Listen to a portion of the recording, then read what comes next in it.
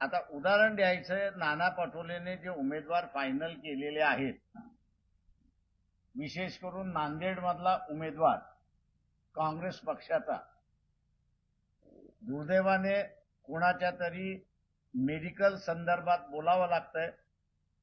आम्ही बोलणार नव्हतो, पण आता बोलावं लागतंय की हे उमेदवार आठवड्यातून 3 दिवस डायलिसिस वरती आहेत. याचाच अर्थ ते फिरू शकत नाहीत अशी परिस्थिती आहे. तिथे नाना पटोलेने सांगावं मॅच फिक्सिंग अशोक चव्हाणाबरोबर झाली की नाही.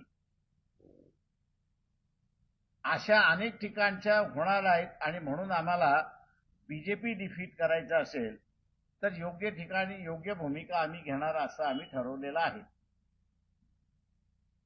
तुमच्या पाठिंब्याबद्दल बोललं नांदेडमध्ये उमेदवारांना कसा म्हटलं परिस्थिती काय आहे? पाठिंबा दिलाय का? आम्ही असणारा नांदेडच्या उमेदवार जो मेडिकल पेशंट आहे त्याला पाठिंबा देण्याचा प्रश्न उद्भवत नाही जोपर्यंत आम्हाला काँग्रेस पक्षाचे वरिष्ठ लोक सांगत नाहीत तोपर्यंत. आणि त्याच्यामुळे हा पाठिंबा जो आहे त्यांनी स्वतःहूनच प्रेसला जाहीर केला अशी परिस्थिती.